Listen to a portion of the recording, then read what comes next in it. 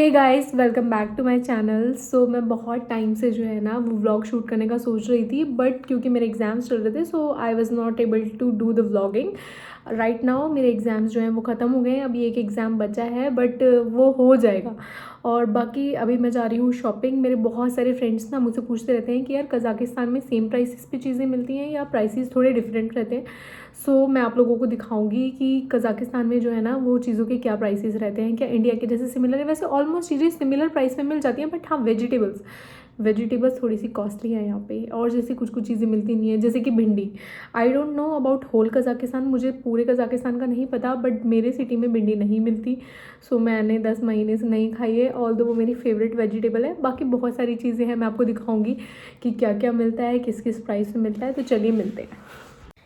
So guys, मैं market के पास पहुंच चुकी थी और यहाँ पर जो है ना गर्मी बहुत ज़्यादा हो रखी है। मतलब इंडिया का तो मुझे पता ही है कि इंडिया में जो टेम्परेचर है वो मतलब 40 से 45 डिग्री के आसपास चल रहा है, बट यहाँ पर भी मतलब 25 से 30 डिग्री टेम्परेचर है, 25 टू 30 डिग्री टेम्परेचर हो रखा है।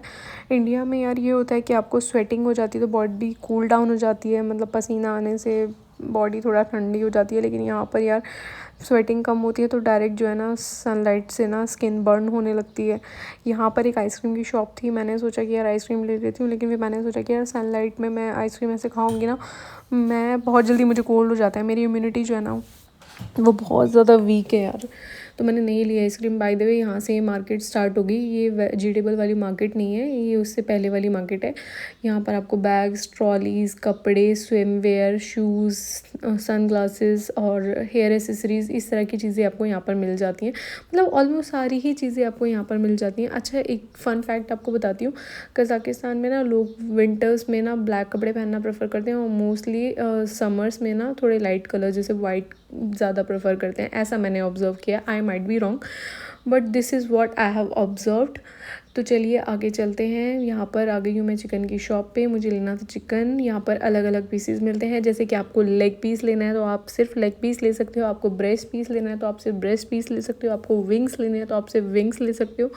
तो इस तरीके से आप यहाँ पर जो लेना चाहो वो ले सकते हो, और थोड़ा क्लीन भी होता है, मतलब मेहनत थोड़ी कम करनी पड़ती है। उसके बाद मैं आ गई हूँ ये मार्केट में, और गाइज़ मार्केट में मैंने एक चीज़ ऑब्ज़र्व की कि हर जगह पर सिर्फ और सिर्फ स्ट्रॉबेरीज़ की बाढ़ आ रखी थी।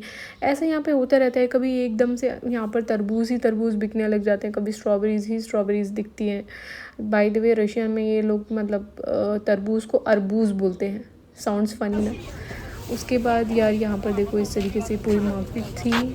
अच्छा, मैं आपको एक चीज़ बता दूँ, हमारा 1 रुपया जो होता है इनके 5 टेंगे के बराबर होता है। 5 कजाकिस्तानी टेंगे, 5 KZT, 1 रुपीज़ INR। ठीक है, तो जो भी चीज़ यहाँ आपको 500 की दिखेगी ना, वो समझ जाना कि यहाँ पर 100 की है। जो चीज़ आपको 1000 टेंगे की दिखेगी तो समझ जाना कि वो 200 रुपये की है। जो चीज़ आपको 1500 टेंगे की दिखेगी तो समझ जाना कि वो 300 रुपये की है। बाय द वे वेजिटेबल्स यहाँ पर बहुत ज़्यादा कॉस्टली हैं।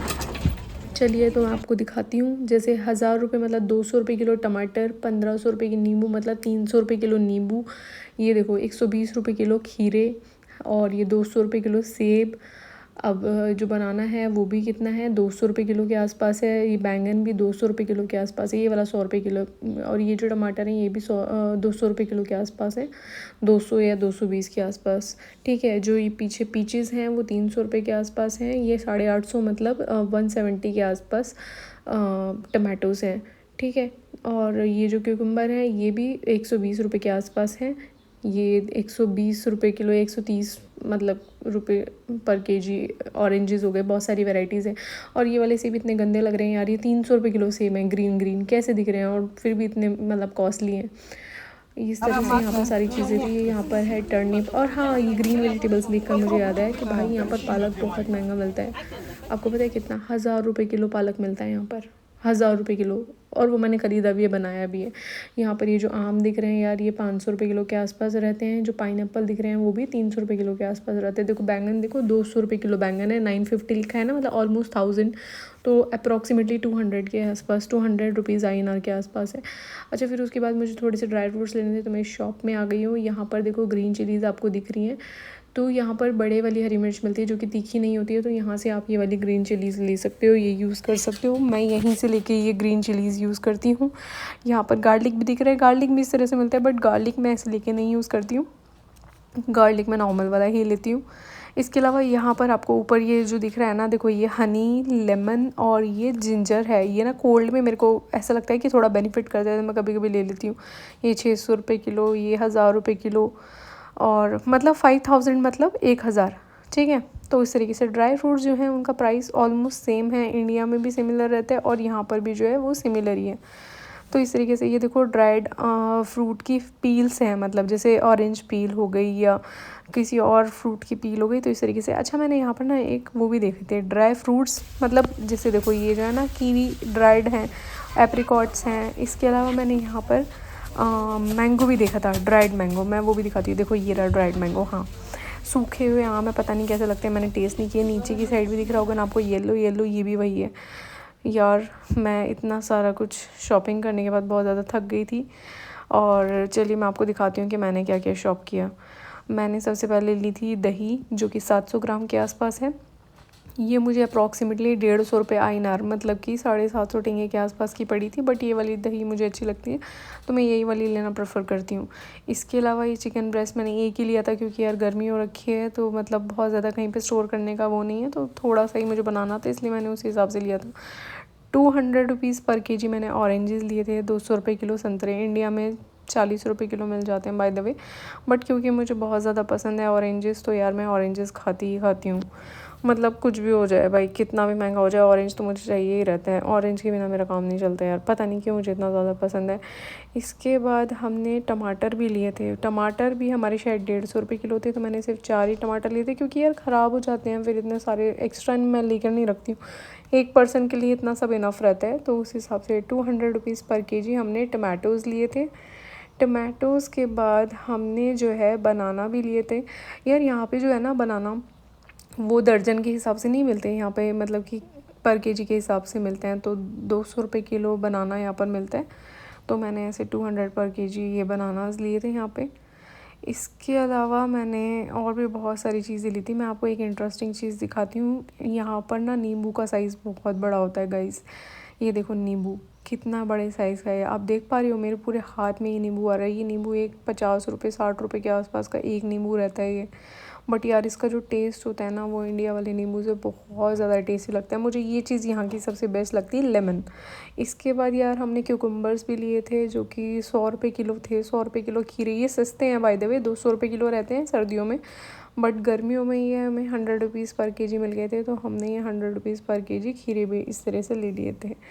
इसके अलावा हमने एक और चीज़ ली थी यार, क्योंकि मेरा बहुत टाइम से वेजिटेबल्स खाने का मन था, और वेजिटेबल्स उतनी ज़्यादा यहाँ पे होती नहीं है, तो मैंने ब्रिंजल भी यहाँ पर ली थी। मतलब यार फर्स्ट टाइम मैं बनाने वाली हूँ, ऐसे मैं ब्रिंजल वगैरह मतलब नहीं लेती मैं मोस्टली। मैं most of the time chicken और ये सभी, मतलब एप्पल्स भी लिए थे हमने ना। तो एप्पल्स तो यार अभी गर्मी, पता नहीं एप्पल्स यार सर्दियों में सस्ते होते हैं, गर्मियों में महंगे होते हैं, समझ में नहीं आता मुझे यहाँ का हिसाब। ये 100 रुपये किलो या 120 रुपये किलो सेब है, मतलब कि वही, मतलब अप्रॉक्सीमेटली 600 रुपये टेंगे पर केजी। अच्छा, इसके बाद ना मैं कुछ लेना भूल गई थी, तो मैं वो पास में जो शॉप है वहीं से लेने चली गई, जैसे अदरक, पुदीना और धनिया। ये तीनों चीज़ें मुझे मिला के पड़ी हैं 200 रुपये की। यहाँ पर देखो ये बच्चा कितना क्यूट है गाइस। उसके बाद ये सब लाने के बाद मैंने जो है ना सोचा था कि आज मैं चिकन के कबाब बनाती हूँ, क्योंकि आज मेरी छुट्टी थी और मेरा कुछ अच्छा खाने का मन था। घर जितना अच्छा टेस्ट तो ऑब्वियसली नहीं होता यहाँ पे, क्योंकि चीज़ें थोड़ी कम अवेलेबल होती हैं, but still I tried my best. चने की दाल को बॉईल किया, चिकन को थोड़े से खड़े मसालों के साथ बॉईल किया। उसके बाद मैंने सबको ग्राइंड किया। ग्राइंड करने के बाद जो मैंने चॉप्ड वेजिटेबल्स थी वो उसके अंदर डाल दी, धनिया, अदरक, प्याज वगैरह जो भी मुझे मतलब डालना था। उसके बाद मैंने उनको कबाब की शेप में मोल्ड कर लिया, जो भी मतलब चिकन का वो था मिक्सचर। उसके बाद मैंने उसको फ्राई किया।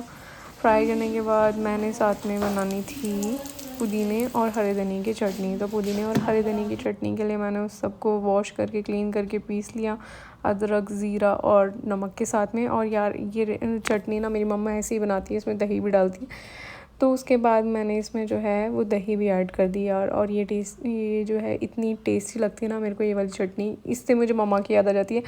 और ये खाने के बाद मुझे सच में ऐसा लगा कि यार हाँ, थोड़ा थोड़ा तो मम्मा जैसे मैंने बनाया है। और ये था मेरा आज का व्लॉग। इसके बाद डिनर के बाद मैं थोड़ा सा वॉक पे गई। रात में मैं यहाँ पर वॉक कर रही थी, थोड़ा मतलब थोड़ा माइंड काम डाउन हो जाता है पूरे हेक्टिक डे के बाद।